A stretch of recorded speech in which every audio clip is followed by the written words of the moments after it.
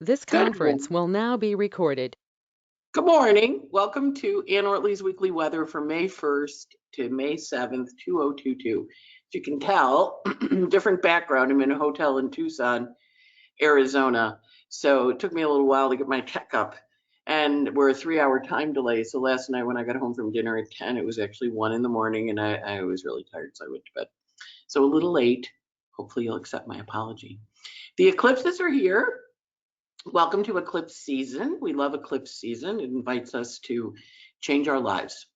And this particular eclipse season is very juicy because it has the Uranus and Sun and Moon all meeting up together in Taurus, and it's on the North Node. And of course, the Taurus new moon, which is what an eclipse is a fertile new moon.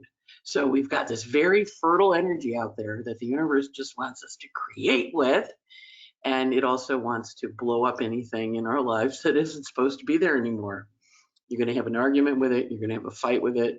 You're going to go, I don't know why I hang out with you anymore. And you're going to leave, right? So it's a great energy for watching what comes out. Now, we talked last week a little bit about the eclipses, so we're going to cover them a little smidgy again because they just happened. And we also still are in Pluto's station. Remember, he stationed last week on the 29th. And so we have 5 days. So we're in the Pluto's at the same degree for 5 days. So we're still dealing with the Pluto station energy. And remember, when he stops, the world goes, oh, kind of like that low thrumming noise. Did you feel a low thrumming noise last week when Pluto stopped? And he just went, I'm stopping. And of course, the whole thing, which I always love, slowly I turn step by step.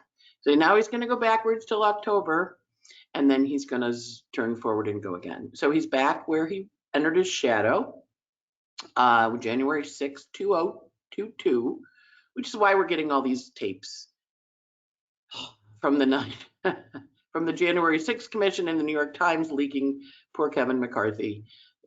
Saying one thing and doing another. The guy's got a chart of a liar. I hate to call people liars, but he really does have a chart of a liar.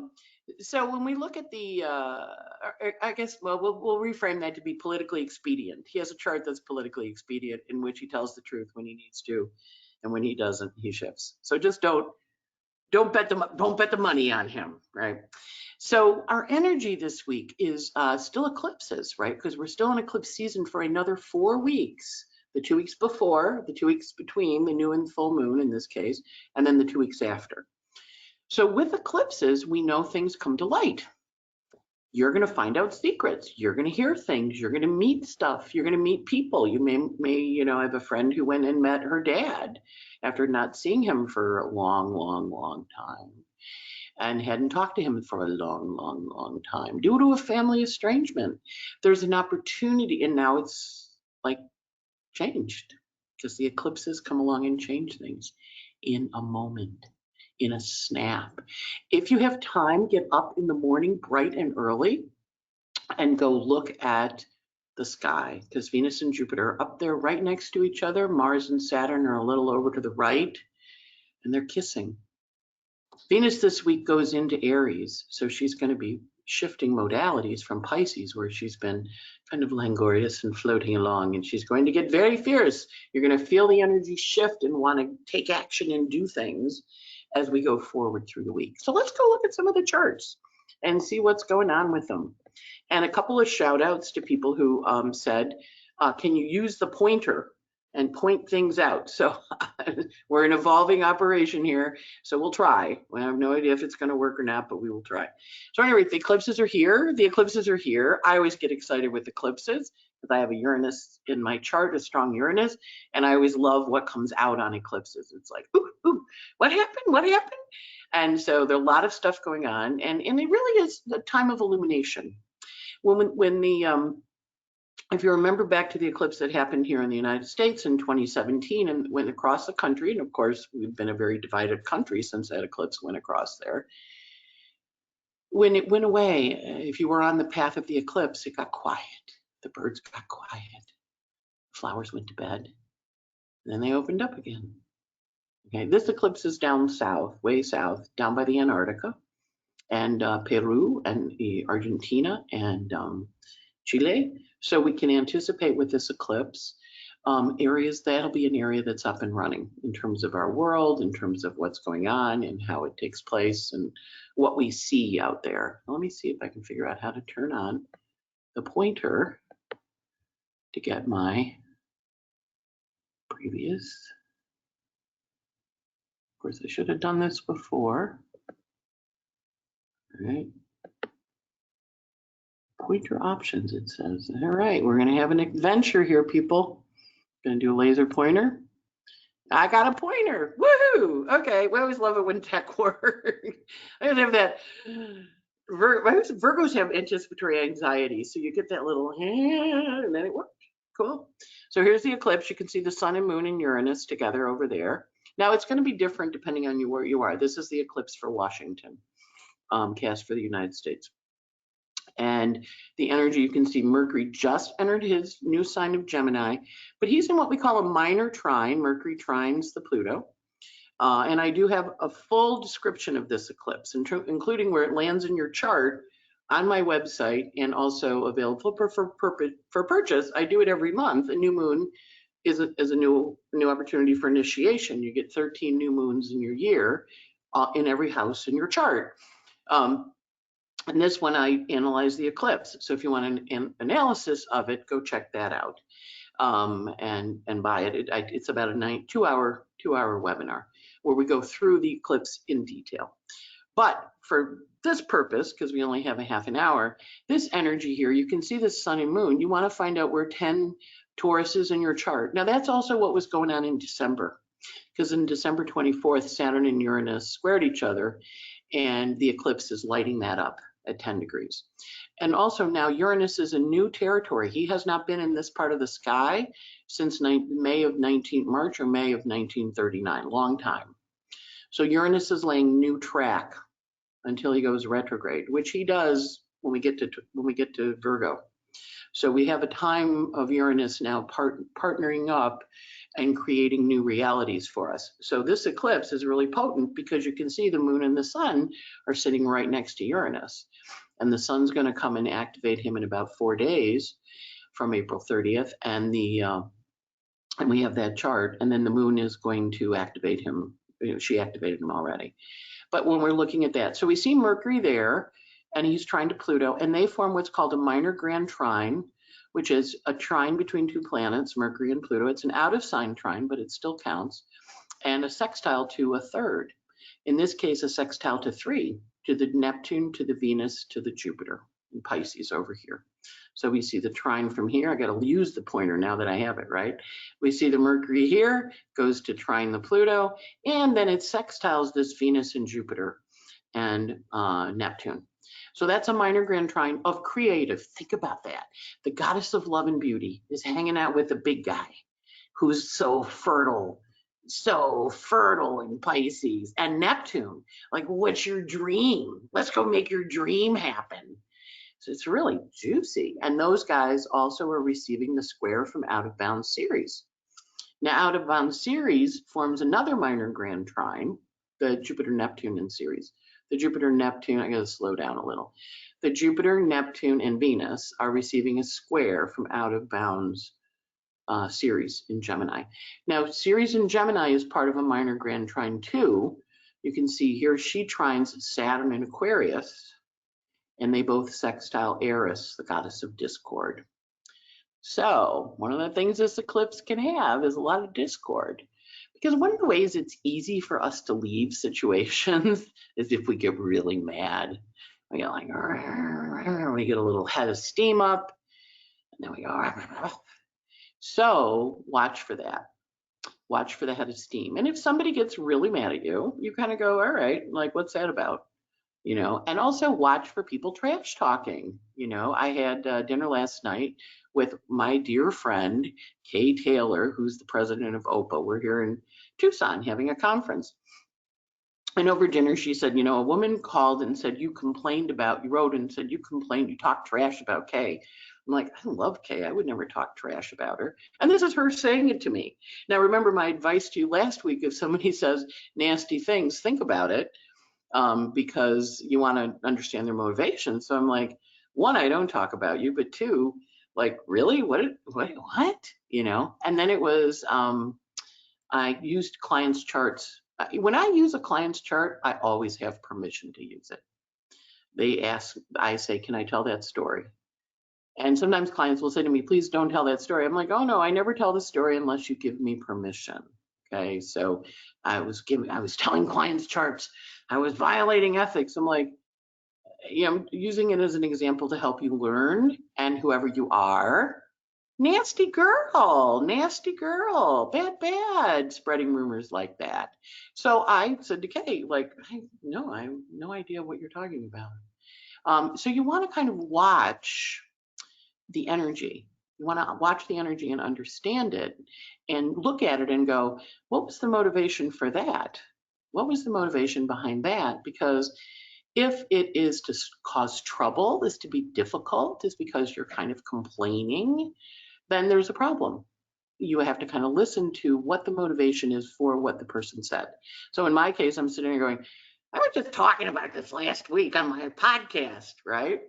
So for all of you, when you hear something this week where somebody says something snarky about you or behind your back and it comes forward, you want to kind of go, oh, all right, let me think about that. You know, maybe a kernel of truth in it.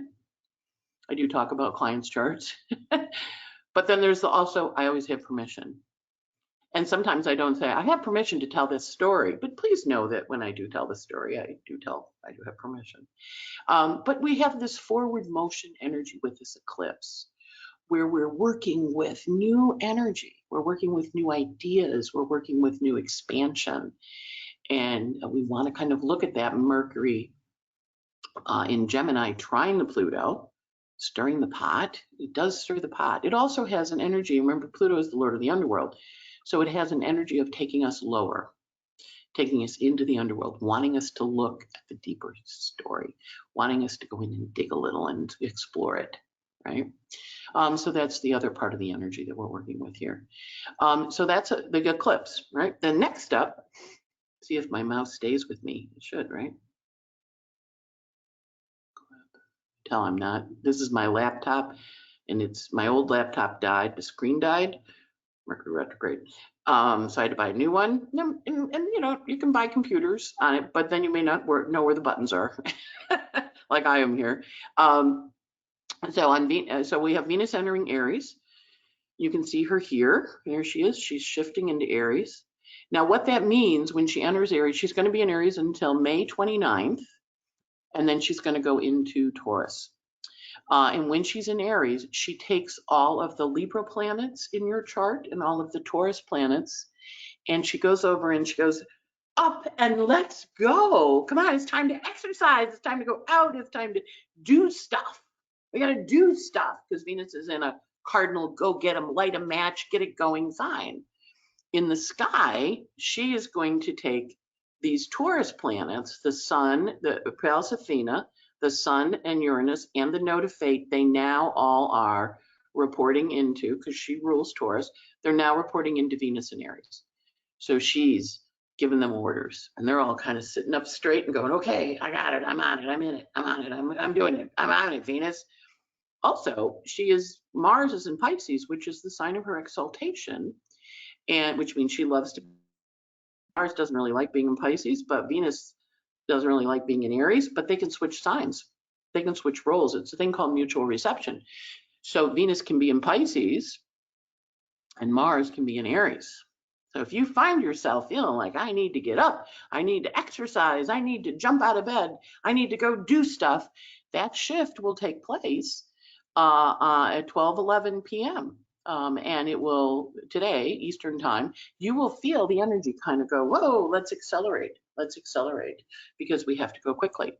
So there's a very speedy little energy going on there as we watch that mutual reception happen. But we also know when Venus is in Aries, all those Taurus planets now have a new boss, or the boss has come in ready to roll. You know, she'd been on vacation the last, I didn't really feel like a vacation, I know, but she'd been on vacation in Pisces, and now she's ready to go, okay, So watch what activates. And then in your own chart, your Libra planets and your Taurus planets all look at Venus and go, oh, okay, what do you want us to do? It's kind of like she comes in, a little like Mary Poppins.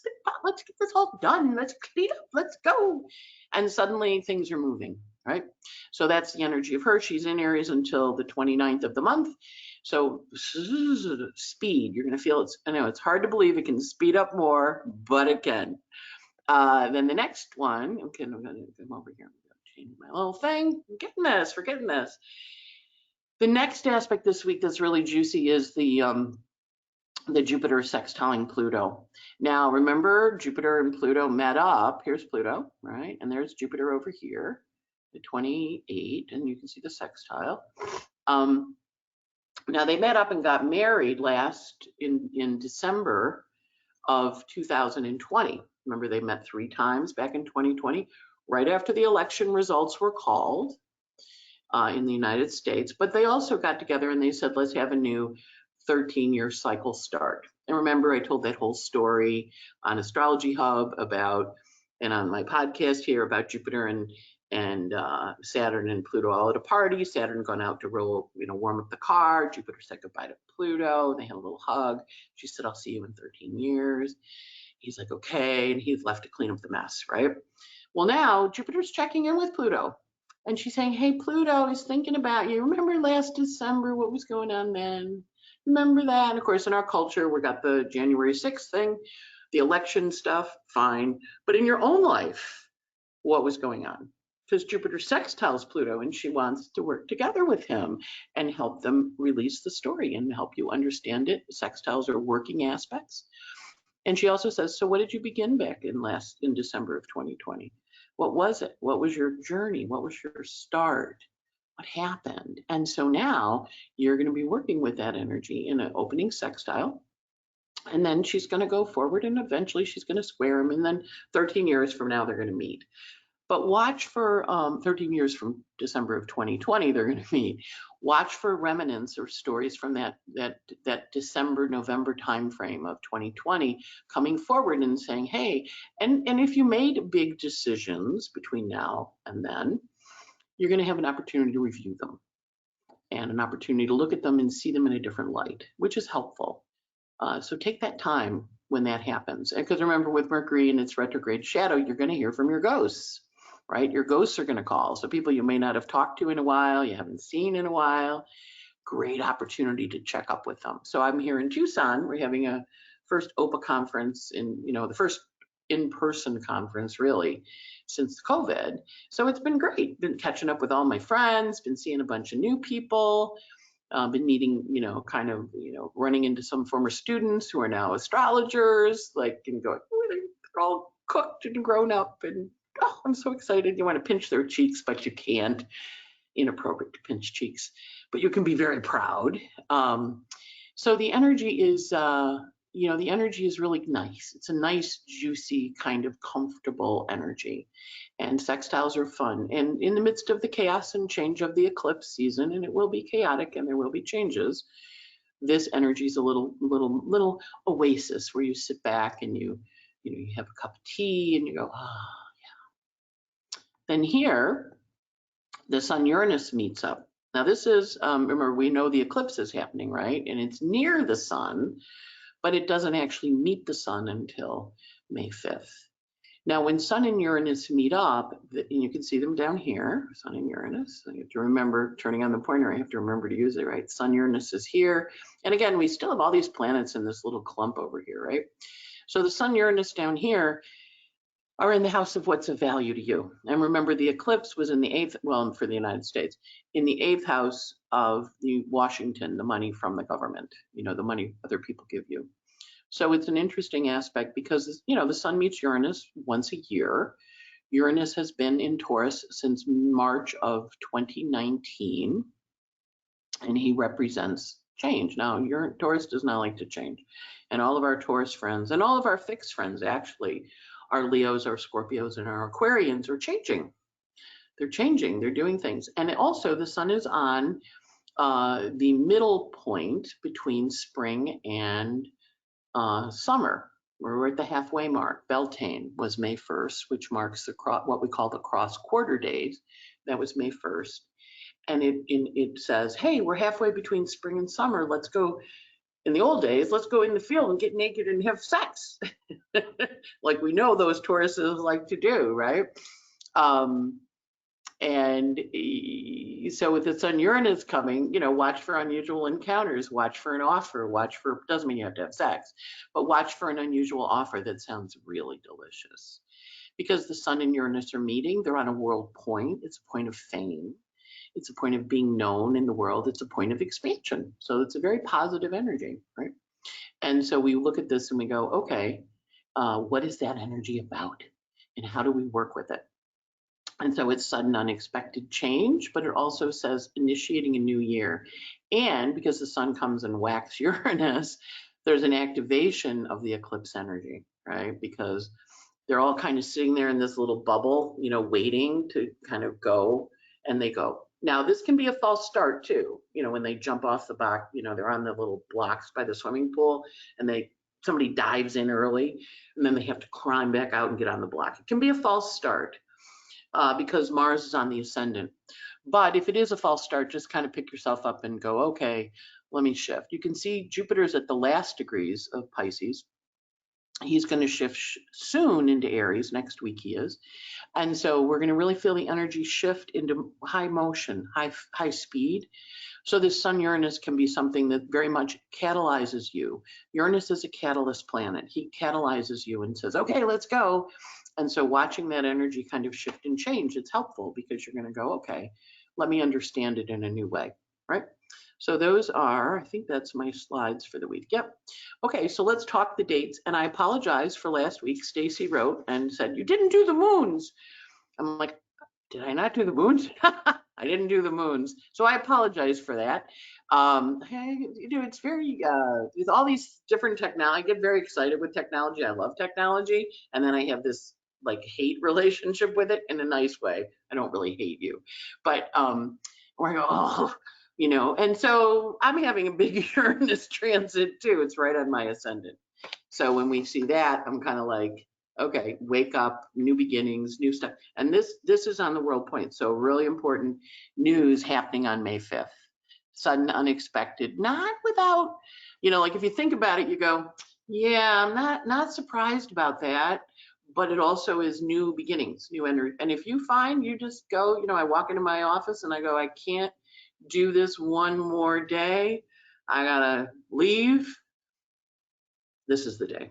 Because the eclipses are saying break free of your change. And I love Sun Uranus aspects. I always compare them to elephants, right? So baby elephant, when the baby, he has a big chain around his leg and he can't leave, can't go anywhere, can't do anything, pulls and pulls and pulls. And when the, eventually the elephant gives up. So you can hold them with a little tiny rope, tether them with a little rope, because they're like, okay, I'm tethered. When the tsunami came in Thailand, in Indonesia, back, it was 2006, I think, 2006, 2004, the Boxing Day, I remember it was December 25th, but the elephants on the beach on Thailand that gave rides to people took off. They heard it. They have great hearing. They have those really big ears. They have really good hearing. They heard tsunami coming. They ran for the hills. And of course, a few days later, that was where dinner was. Let's go back. So they went back to the beach, and the people who owned them or handled them, however you want to think about what an elephant should be done with, were like, oh, so happy to see you. Here's some food. And they were like, great, great. And then some of the elephants stayed, and some of them went, hasta la vista, baby. Just stop by for dinner. I'm out of here. That rope does not hold me. I know I've broken free. I always think of Uranus aspects as being that. That which you previously thought held you doesn't hold you anymore. And you're free now to go do your own thing. And to get stepping forward and be like, okay, let me take forward, let me move forward, let me understand I don't have to do this anymore. So whether it's that song, Take This Job and Shove It, or I'm out that door, it's kind of a swan song for exits. but it's fun. It's about enjoying it and expanding on it, and whatever the words are that you kind of, react to, or you have a, like, what's going on? Because of that minor grand trine, the two minor grand trines, one that might make you a little mad because of the Aries energy in it, and the other one that is designed to change things and to fertilize things. So let's look at our aspects for the week, because that is our, I think I'm going to try this. It should work. That is our energy for the week. Let's look at our sheet of aspects. And for Stacy, our moon calendar, because we forgot the moons, our moon calendar. So let's do the moons first so we don't run out of time. Okay, so today I'm going to flip into May, because we're in a new month. And this is my lovely moon calendar that shows me when the moons go void and busy and tell me the DB days, the Donald Blandford days. Okay, so today is Monday, because I'm a little late with this. The moon was in Taurus and this 16 a.m. Eastern time and went into Gemini at 6:47. Today at lunch, Venus goes into Aries at 12:10 p.m. And when she goes into Aries, she's in Aries until the 28th rather, when she goes into Taurus at 10:46 a.m. So that means the month of May will be lusty. And those of you who remember your Broadway shows, it's May, the lusty month of May. Lust, lust, lust, desire, go for it. You can feel it pumping in your blood. Venus is in hot mode. She is a morning star. She just kissed Jupiter and Neptune. She is feeling good. So give her permission to speak and ask for things and go for it. Yes. So she goes into Aries, and the moon in Gemini is in Gemini Monday, Tuesday, Wednesday. It goes void at 4:37 p.m. Wednesday afternoon, and it goes void with a square to Jupiter, which is an overabundance expansion energy, which is really nice. The Jupiter-Pluto sextile happens tomorrow, Tuesday, the 3rd. So that's going to happen during the moon in Gemini, which is often options. I have some options. Let's think about them. And with moon in a square to Jupiter as the closing aspect, Monday, Tuesday, Wednesday have a lot of energy of abundance and perhaps a little overdoing. I know I'm out here in Phoenix. I had some pasta. My foot got fat. So today I'm going to try not to overdo, but I got 3 more days of eating out, right? So you never know what's going to happen. You also have on Tuesday, we have the Jupiter-Pluto sextile, which we talked about, which is active. And then moon goes into Cancer at 7:05 p.m. Wednesday night. And it's in Cancer Wednesday night, all day Thursday, Cinco de Mayo, all day Friday the 6th. And then it goes void at 6:26 a.m. on Saturday morning. And it goes void with a trine to Jupiter. Again, an abundance energy. So this week, where we normally avoid the Cancer moons for ritual because their last aspect is a square to Pluto, not this week, it's a trine to Jupiter. So the whole week is really fertile for getting new projects out the door, new things. And I know it's eclipses and people go, are you nuts? Aren't you supposed to hide under a rock when an eclipse happens? No, you're supposed to trust the process, know that you're not in charge of it. You're not in charge, but it can really be juicy and fun and interesting and exciting. So hopefully that's the kind of energy you're going to have this week. So then the moon goes void at 6:26 a.m. on the 7th, and then it goes into Leo at 7:50 a.m. on Saturday and Sunday. Mother's Day, the moon's in Leo, and it goes void at 8:39 a.m., which is an opposition to Saturn. So Mother's Day might be a little bit contentious because we have an opening quarter moon with the moon in Leo squaring the sun in Taurus, and we also have the moon with a hard aspect to Mars. And then the moon also squares Uranus that day. So Mother's Day might be a little dicey in terms of family drama. Remember, we are in eclipse season, so things want to come out. And hopefully it won't be, but just Mother's Day kind of, all right, let's have a pleasant time. And hopefully you will, but it might have a little bit of heightened drama just because of the heightened drama energy in the sky. But all week is nice. And then the DB day is going to probably be Wednesday. And what the DB is, Donald Blandford is one of my friends in New York, and he is a teacher, and he always likes to know when the students are going to go a little wild. So we call them the DB days. So there's a lot of squares on Wednesday. So there's a lot of push, push, push, move forward energy. And then, of course, we have that Sun-Uranus conjunction early in the morning. So the sun is bearing down on Uranus. So sun stuff can come out while it's in the approach. Friday looks nice. Saturday looks nice. Sunday looks a little contentious. So I would say your days to watch for overgoing is those two, Wednesday and Sunday. And then Friday is just going to be really, really super busy. A lot of energy on Friday.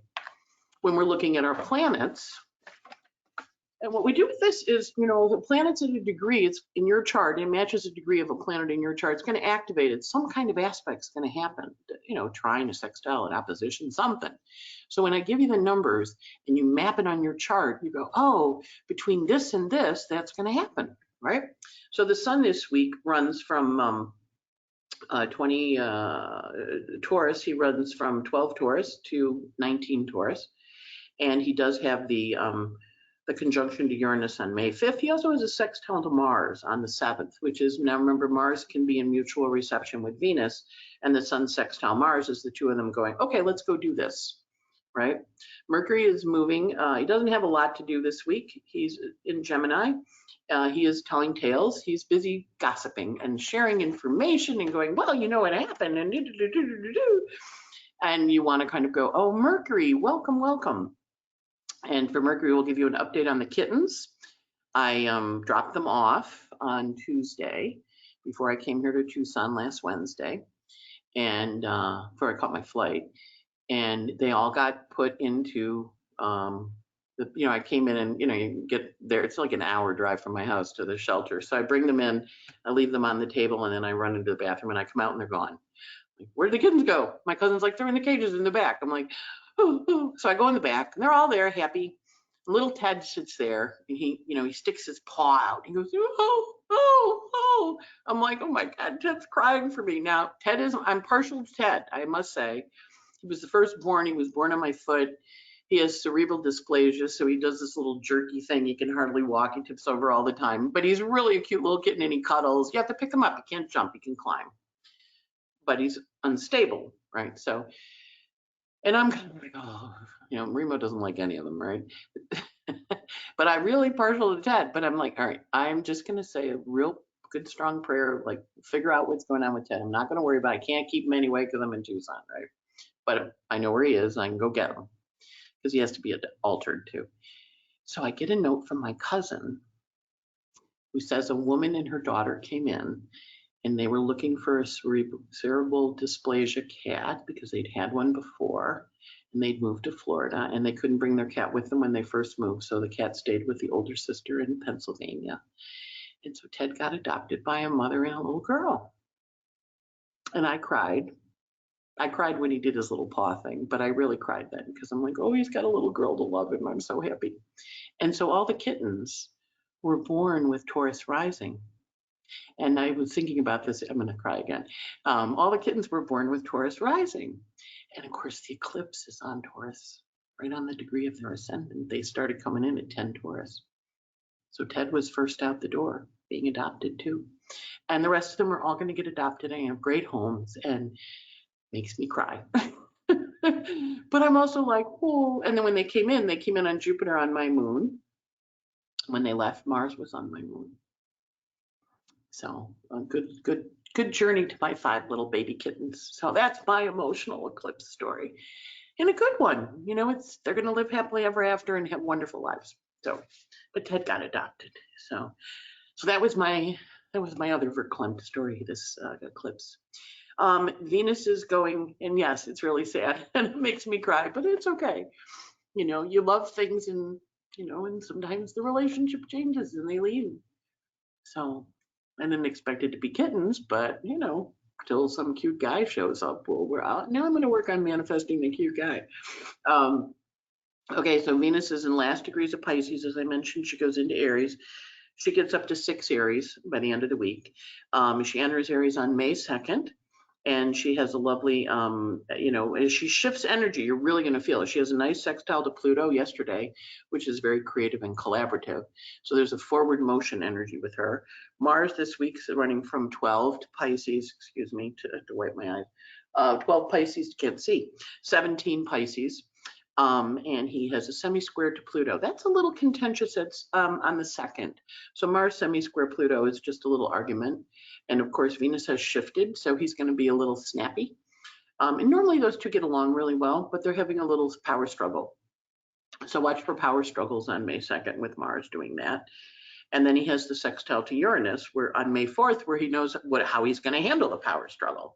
So watch for the power struggle and then go, okay, this is how I'm going to handle it and change it. The Jupiter and Pluto conjunction we talked about. Jupiter's at the last degrees of Pisces. Whenever planets in an anaretic degree, it really sums up the story. It wants to sum up the energy. That's a very psychic portal, so you may find you're very psychic with this energy, and that's okay. Kind of move it forward and give it a permission to go be creative and to start new stuff, because that's what it wants to do. And then Saturn does have a sextile, part of his minor grand trine. He has a sextile to Aries, the goddess of discord, on May 6th. So there's a push energy there that takes place, you know, where you know, remember, Aries likes to stir the pot, and you know, she may. And if she does, you go, yeah, I did it. Own it, own it. If you did it, own it, because, you know, that's what she wants. Changes in your home and hearth on May 1st with the node squaring, Vesta squaring the nodes. And that's kind of it for the week. Yeah, that's the excitement.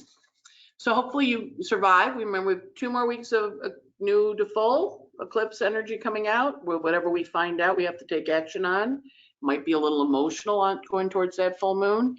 And then from the full moon to the next new. So eclipse season is 6 weeks. Watch for it. It'll be fun. You're going to have a good time. Everything's changing. All the stuff you've been thinking about and talking about and wondering about, and maybe you're going to really feel like a little light goes on, a little pilot light goes on and ignites the burners. And you're ready to roll. So that's the week ahead. Hopefully you enjoy it. You have a good time.